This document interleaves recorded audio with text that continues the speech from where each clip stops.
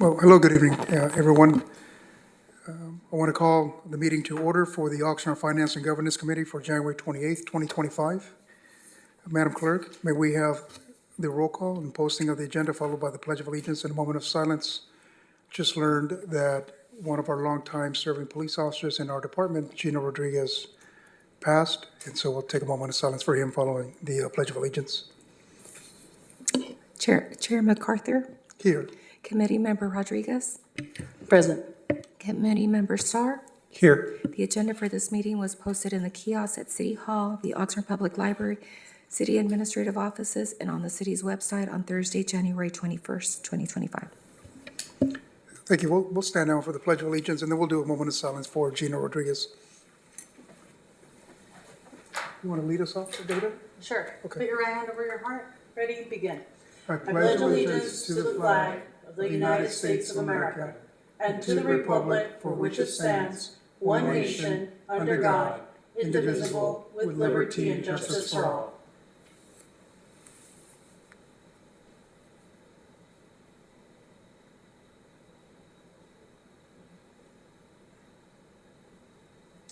Thank you, everyone. Thank you.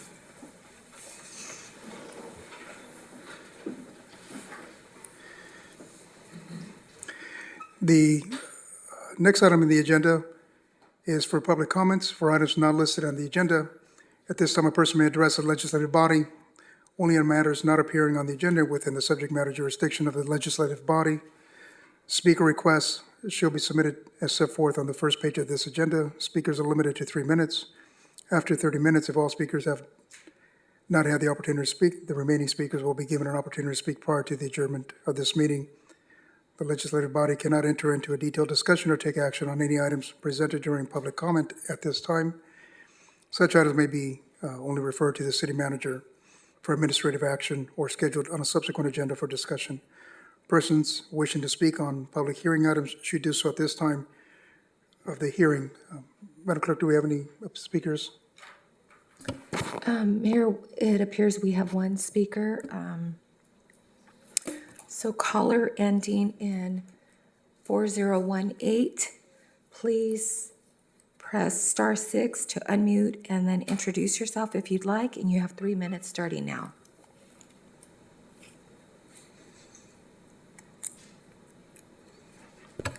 Hi, can you hear me?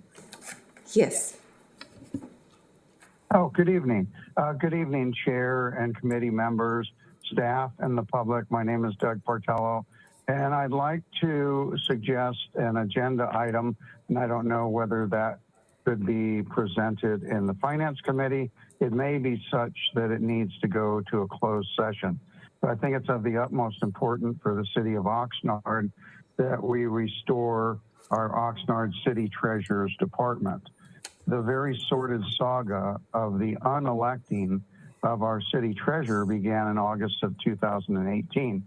He was suddenly, unceremoniously escorted from his office by the personnel director. This was very shortly after the arrival of Alexander Nguyen, city manager. The justification was presented that he was harassing city staff. Many staff were questioned. All but 2 said it didn't happen. The 2 that claimed it did then later recanted their prior statements. Phil Molina was elected in 2016. He has since been twice reelected in spite of the false accusations against him, attempting to smear his good name. The public was not buying the story presented about Phil. In 2024, he won by 97% of the vote. He then got a lawyer. He began the fight to reestablish his good name and the office to which he was elected. That fight took him all the way to the 2nd District Court of Appeals. In a 2-1 decision, the city lost and Phil won.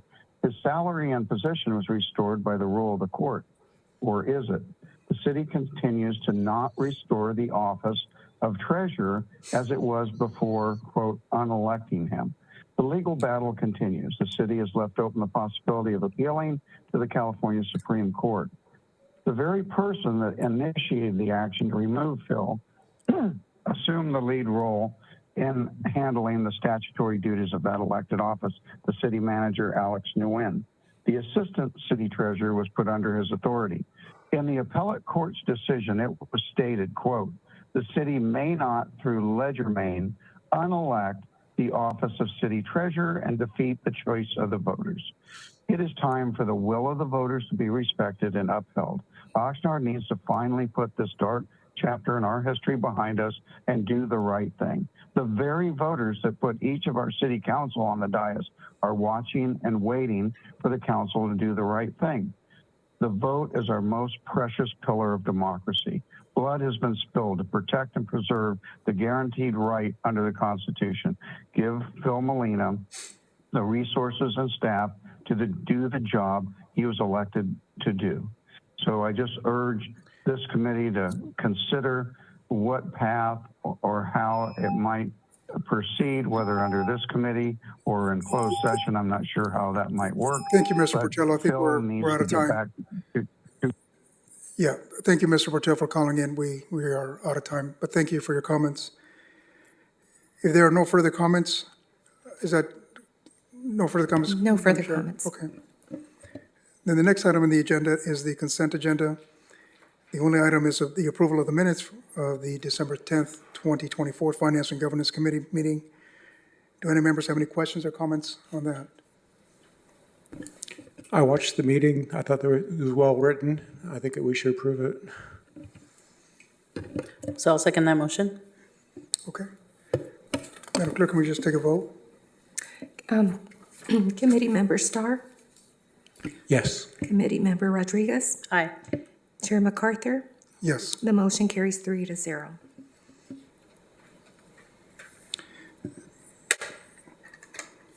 Thank you. The next item on the agenda is item D1 from the city manager, the whistleblower activity report, approximately 10 minutes for that. Thank you. Oh.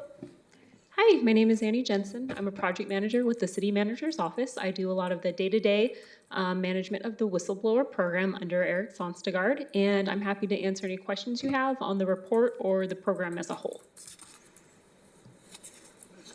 Yeah, do anyone have we'll start with Councilman Starr. No, I didn't have questions. Thought it was straightforward. Good. I thank you.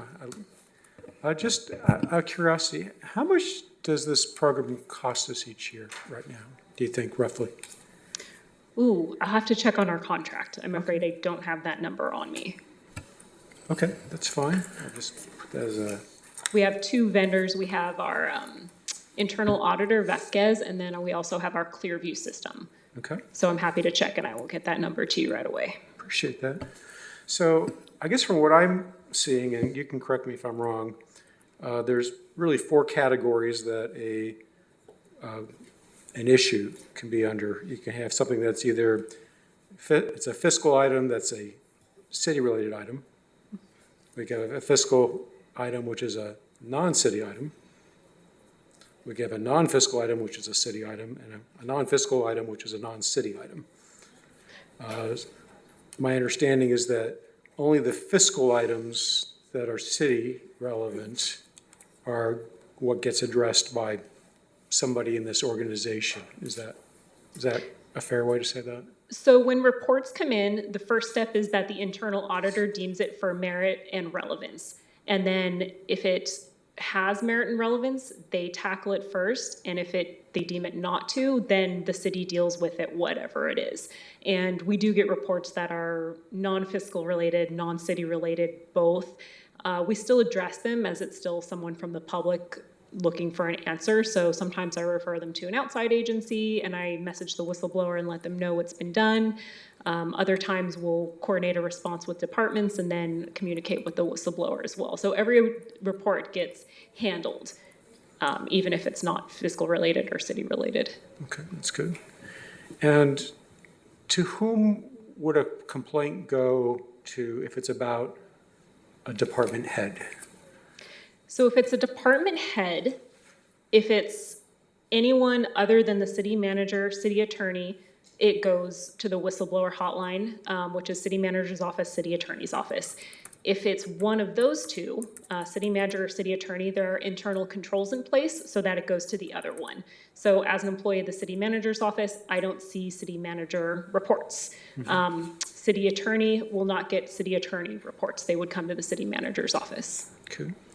And are there ever any circumstances where it might go to be reported to the city council, or is the city council never a party to this? There are, yes. Generally, if a report is deemed to have relevance and merit, it may be presented to the council. Well, a summary of all the reports is presented biannually. So there's always, twice a year, we'll bring a list of what has been presented. But there are circumstances where the city council would be involved if it's deemed to have relevance and merit. Okay. And what would happen if there was a complaint about an elected official? Let's just, obviously it would never happen, but let's just say Luli, someone saying that she did something horrible, which we can never imagine her doing. What happens then? So the clerk and the city council members would be handled differently. The city, a complaint about an elected official in city council is not handled by the internal auditor because the internal auditor technically reports to the city council. Right. So in that instance, it would be handled by the city attorney's office. If it's the city clerk, that one would be a little more standard. It would go through the internal auditor and then to the city attorney and the city manager's office. Okay. All right. Thank you. That answers my questions. Absolutely. Thank you. Councilwoman Rodriguez, did you have a comment? No, I didn't have any questions. Thank you so much for the presentation and the video. Pretty straightforward. Thank you very much. Chair MacArthur, I just wanted to reference something that Member Starr asked. So there are two components to the whistleblower hotline. So we have the portal, which is run by Centrio. We have a contract with that company, and that we signed a 6-year contract in 2022. So our subscription fees for that are approximately $6,000 a year. So that's spelled out for a total of $30,000, which was the total agreement. And then our internal auditor, Vasquez and Associates, I'll get back to you on that, and I can provide you that information from their trade services agreement. Appreciate it. Thank you, Eric, for that clarification. Any other comments from committee members? Are there any comments from the public on this agenda item, Madam Clerk? Chair MacArthur, there are no comments no virtual speakers or anybody here in person. Thank you. So at this point, do we have a motion? Should we have a motion to receive and file this, Mr. Mayor? Yeah, that's the only action they're asking. Yeah, I will make a motion to file this and accept it. Is there a second? I can second. Sure. Chair MacArthur, Yes. Committee Member Starr, Rodriguez. Yes. Oh, and then committees. I thought you were asking clarification on the second of the motion, but yes, I approve. Okay, and the motion carries 3-0. Thank you. If there is no, unless any member, yes, did you have something, Councilmember Starr? Yeah, we're going to the items on future agenda. Any items for the future agenda that a committee member wants to introduce at this time? Just a question. So the public commenter was asking about the role of the city treasurer in restoring it. I just want to confirm my understanding, and I just want the public commenter to know that I believe that on February 18th, that we're going to be having a workshop as a council discussing that. So I just wanted to confirm, Mayor, if that's your understanding as well. I'll seek clarification from our city attorney. I haven't. I believe there's a report item coming on the 18th. On the 18th. So it is how. And we have not yet received the signed judgment from the court. I So understand. there is no finalization from the court system on this. Right, but I think the only thing that's open is it's a compensation issue, or is there anything else that's open that's in flux? There's several issues that are scheduled to be addressed on the 18th. Okay, thank you. Okay. Thank you.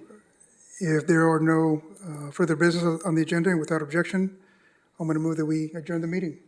Thank you.